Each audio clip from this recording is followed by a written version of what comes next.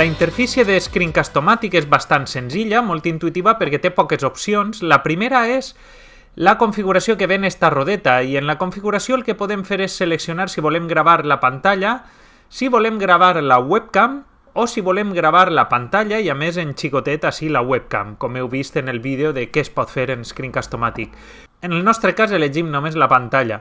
Després tenim l'opció de quina durada pot tindre el vídeo que gravem. En la versió de pagament no hi ha límit, només està limitat per la quantitat d'espai en el disc dur que tinguem. I després tenim la grandària, que indica quina part de la pantalla es grava.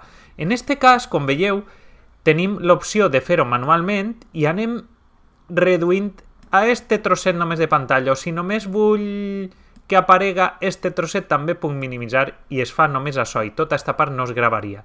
A més d'això puc fer pantalla completa. Me'n vaig així, el que gravaria és tota la pantalla, fins i tot este fragment que ara queda fora. Una altra opció és la narració, és seleccionar quin és el micro per on entrarà l'àudio. En este cas jo he seleccionat este micro perquè té millor àudio que la webcam. I en la versió de pagament tenim la possibilitat d'activar la gravació del so del PC, que vol dir que si sona una alerta o si estem reproduint un vídeo en el PC, etc., i li diem que sí, doncs això també ho gravarà en el nostre vídeo. Per tant, si no heu de gravar cap cosa del vídeo, teniu obert el correu o alguna aplicació que vos llanci avisos, calendari, etc., i sona una campaneta, doncs, abans de fer la gravació, en Computer Audio seleccionem que no. No té més complicacions.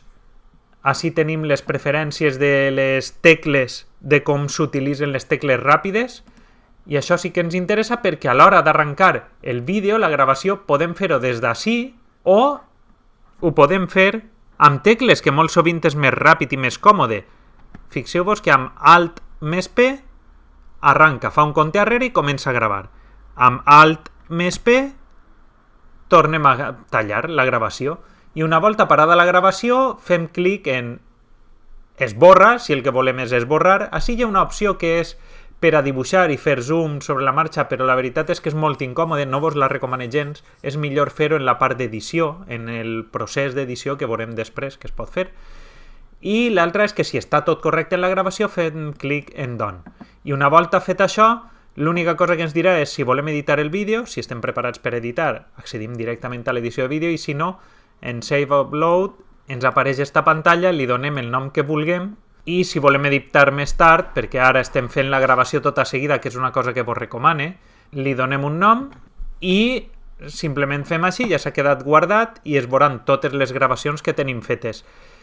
És interessant i vos recomano com a mètode de treball fer totes les gravacions en sèrie, pam, pam, pam, pam, una darrere de l'altra, perquè segurament tindreu un moment en què hi hagi silenci en el despatx o a casa, etc. I és molt més rendible, molt més efectiu fer totes les gravacions en sèrie i una volta fetes ja en els moments que tingueu així i allà podeu anar editant-les. Aleshores, així teniu, i per a poder editar-les ja seria, com veurem en els vídeos que venen a continuació, doncs accedir a la gravació i fer clic en Edit.